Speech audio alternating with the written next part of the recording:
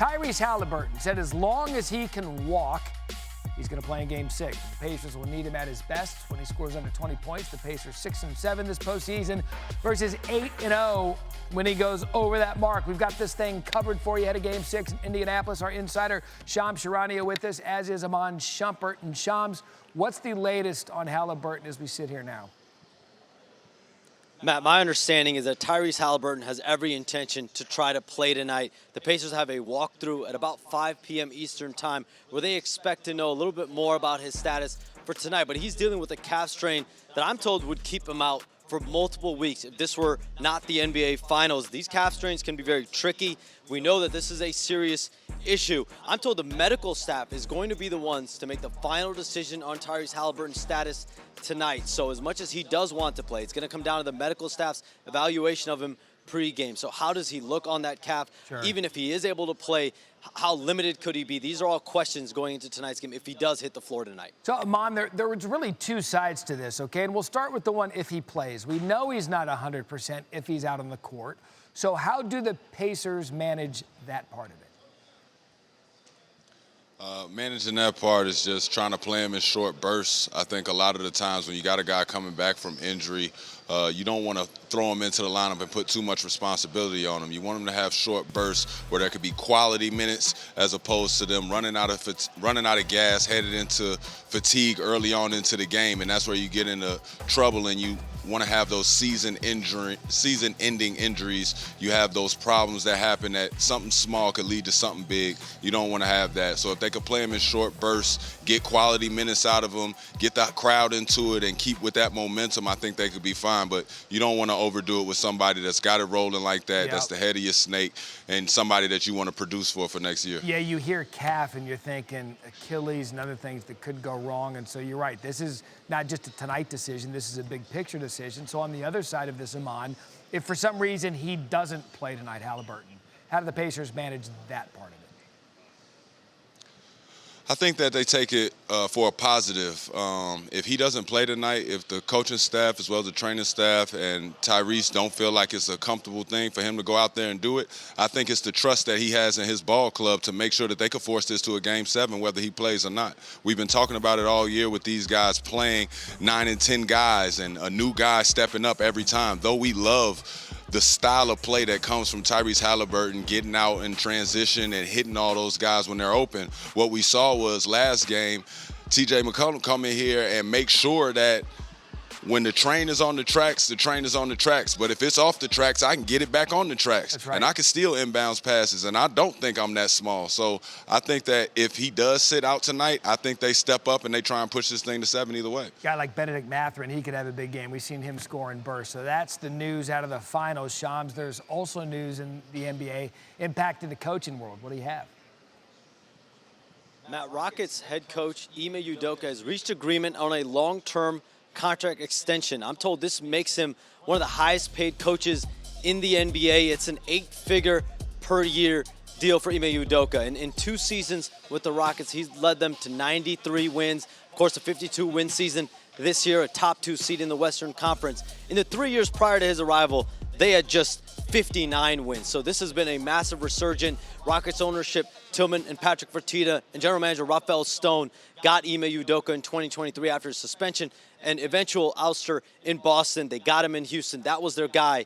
And obviously there's been dividends already, and he's going to be there for the long term. That's a good young team. They've been in the Kevin Durant sweepstakes, as you reported before, one of the teams that he wants to play with. So it should be a good summer in Houston. And I feel like anytime we talk coaching vacancy, especially Udoka, who was one of the coaches that turned down the Knicks, or at least the overtures from the team, Shams, where do things stand for the Knicks vacancy as we sit here? The Knicks have completed 2 rounds of interviews, or their first 2 interviews in the first round with Mike Brown, the former Kings coach, as well as Taylor Jenkins, the former Grizzlies head coach. So both of those were the first formal interviews, but this will be a multi-round process, I'm told, for the Knicks. So they had these interviews, they completed these interviews, they're going to evaluate them. I would expect there to be more conversations with those two head coaching candidates, potentially others as well.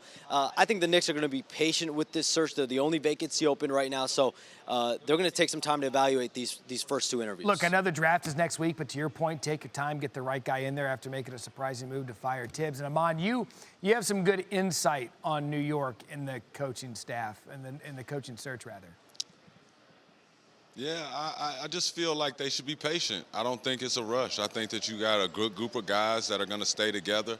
I think it's more about them working on things this summer. I think we got to get Cat back to getting back to the basket and getting in there like he did in the later games that we saw. As the later rounds came, that became part of his package, but we need it consistently from the beginning so that we know how to play when those later games come. I think that Jalen Brunson and him need to focus on defensively. How can they get more stops? How can they stay in front of guys? How can they force guys into trouble without using too much energy on defense? But don't feel like we got to play offense, defense with these guys, and you got to change it up. Make sure that whatever coach comes in there, he got the best guy possible. They have some time to get it done. And Iman, what made today big ring day? Like, what brought that out? Oh, man. It's something in the air. I watch Jalen Williams play, and after seeing him correct that Game 5 that happened back in Dallas, he talked about it on the interviews, saying that really haunted him. He wanted to clean that up. After seeing him clean that up and seeing a little bit of a reminder that Steve Francis, Cuttino Mobley back and forth at the end of the game, from him and SGA, I feel like tonight is a win night. You know what I mean? Somebody might get a ring. So, well, you're standing right next to Shams. I don't want to call it too soon. Yeah, don't hurt Shams with your ring. You guys are standing right next to each other. Oh, it's going to be rocking in Indy tonight. Fans willing their Pacers to stay alive. Game 6 of the finals. Indiana 7-3 at home in these playoffs, but all stats go out the window if Tyrese Haliburton can't go. His calf injury is front and center. As we welcome in ESPN Bet's Tyler Fulghum. Iman is back with us live there in Indy. And Tyler, let's start with your best bet for tonight. Whether Tyrese Haliburton plays or not, I'm betting that he is going to be at the very least compromised. And if that's the case, I like the Thunder. I'm going to lay it with OKC. It is a big number on the road and a place where Indy has been good. But before this series started, Matt, I think you and I agreed Thunder in 6. Yep. So we're right where we need him to be. Right. And with Haliburton compromised, I think we can feel even more comfortable laying this 6.5 in Game 6. So I think we'll find out early in the first if there's some juice in that building and India's got a lead after the first quarter, because they have not had a lead at almost any first quarter in this series. If they can kind of punch OKC first and make them work, then maybe they can stay in it. But if OKC jumps on them early, I think it's a wrap. So, Iman, that says comfortable win for Oklahoma City. You like that? I think I agree a lot with the beginning of the game. If we can see the Indiana Pacers, start a run early on and get OKC to call that first timeout, if they can get them a good punch in the mouth to let them know whether Tyrese Haliburton is 100% or not, it's going to be a long night for them. I think that they can have some daylight. I think they do a good job in this building. I think they do a good job of playing for each other and playing for their coach. But with dealing with OKC down the stretch, dealing with Shea and back and forth with Jalen Williams, that was just talking about how they remind me of Cuttino Mobley and Steve Francis. It's just like, you go, then I'll go. You go, then I'll go. Dealing with them down the stretch is a tough bit at it, and I would like to see early on how it goes, how they defend without Tyrese Haliburton, because, like you're saying, he is going to be compromised and he is going to be limited. I expect to see him in short bursts. They'll need all hands on deck either way, because we know he's, again, compromised, not going to be healthy. Player prop now that you like. Chet Holmgren. He's been really good the last 3 games of the series. In fact, he's had double-digit rebounds in each of the last 3 games. So I've built the same game parlay with Chet here. 15-plus points, 10-plus rebounds, and 2 steals plus blocks. Plus 220 is the price. Chet shot 4 of 15 from the floor in Game 5, had just 9 points. I expect him to shoot much better, have some positive regression in the scoring column to get up to the 15 points. And again, it's been double-digit rebounds in each of the last 3 games. His minutes are going up in a closeout scenario. I expect him to play well over 30. And then just the length near the rim, we know he's a walking guy who's going to get you a block or a steal there. So I think he's going to have another good game on the road, win, lose, or draw. So does it just need to be a combination of 2 block steal? It could be 2 steals, 0 blocks. It could be 1 and 1. Okay. It could be 5 blocks, and it doesn't matter as long as it's 2 of those combined. All right, Iman, the player you keep bringing up, and I want to hear more about it, Jalen Williams. You've liked how he's played in this series. He's been great. What are your expectations for him tonight? Tonight, he needs to go ahead and solidify that he can close out a series. I think he did an incredible job bouncing back from that Game 5 that haunted him, and I love the way he talked about it. He didn't make an excuse. He knew he needed to be more. He came out and he handled his business Game 5. I think this Game 6, people aren't talking about it, but I think it puts a bid up for him to get the Finals MVP. I think that he's one of those guys that you're starting to look at him, you see the way he's playing. His numbers went up every game in this series. He's been right there. Every time SGA has needed a little bit of help, he has helped put them over the hump. I think that in all the must-score situations, I would rather see him with the ball a lot of times because I see the game plan they have for SGA. I don't see what the answer is for Jalen Williams. So that's the guy I really have, my eyes on to know what the OKC Thunder's outlook looks at. Is it going to be tonight or is it going to be a Game 7? Check that market. Yeah, Let's it's interesting. check He brought up Jalen Williams as a potential MVP. Most people look at Shea, and he's like a minus 550 favorite. I think it would require another 40, 45-point game from Jalen Williams. In a closeout. I think you would have to do something really special to win it, but that's not impossible. Just a dagger situation. Okay, you always bring us I'm just saying who I'm looking at. You always give us a fun bet. Give us the fun bet tonight. Let's run it back from Game 5. Right. It hit.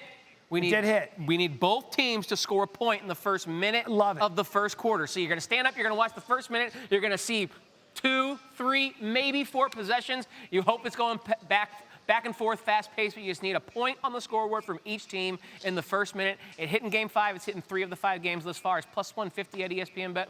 We're playing with house money right now. Let's run it back. By the way, Iman hates this kind of thing. He hates that. So I'm not gonna get him into that. What I am gonna ask you, Iman, is what's your intangible for the Pacers to force a Game 7? I think that it's going to be the 50-50 balls. I think you got to make sure that you get stops tonight and rebounds. The Thunder cannot look at second chance points. They have to feel like the air is getting taken out of the building over and over and over again. It has to feel like we're getting tough shots, and if we don't get a good shot on this, we got to force something up. That'll leave it to 2 guys taking shots, and that's the only way you're going to beat this team. If everybody has a rhythm, they are a lot to deal with. To get that crowd going and get the energy going, you're going to need everything you have tonight. You two have given us everything you've had, including a bet that Iman can't stand. Gentlemen, thank you so much. With this matchup where the Thunder can wrap up the championship tonight at 8:30 Eastern on ABC, the odds are not in Oklahoma City's favor. Road teams with the opportunity to clinch the finals are 35 and 45 in those games. Let's welcome an NBA champion and 14-year vet, Markieff Morris. And the Larry O'Brien Trophy will be in the house tonight. However, Pacers fans are not ready to see it hoisted just yet. However, Markieff, what's been the key for OKC to claim it in enemy territory? This is a twofold question, right? OKC does a great job of making guys turn the ball over, right? But it's converting off the turnovers in this game, right? They're going to do their job defensively, but can they score once they turn the ball over? And I think that's the first thing, because what they're going to get from SGA and Jalen and those guys, right? And then the second thing is, how can they bench produce points when those guys aren't scoring, right? When they play at home, their bench is outstanding. They score a ton of points. On the road, not the same. Alex Caruso had 20 Game 4, was it? Yeah, that they won in Indiana. And he has to play just like he played that game for them to be able to win this game in Indiana tonight. And let's go to the Pacers. What's going to be their formula for an upset? The formula for upset is basically the same thing they've been doing, right? I think that the main thing is just find out the status on Haliburton. Can he play? Can he be effective? But that doesn't change the way they play. They're going to play fast. They're going to play together. They're going to you're going to get big games from different people. I think that the main thing with them is the bench scoring, the Ben Matherins, the Obi Toppins, the TJ McConnells, especially if Haliburton doesn't play and if Haliburton isn't at his normal structure, their more normal standard, they're going to have to pick up the bulk of the scoring and the bulk of the playmaking, and that's going to help them win this game. Now, before we go, I got to ask you, who are you picking tonight for Game 6? That's a tough one, man. Honestly, I think Indiana will get it just because they're home. And I think that lays on a decision of if Haliburton plays or he doesn't, how effective can he be with this calf injury. And Markieff Morris got it going to 7 games. Markieff, thanks so much for the insight. 7.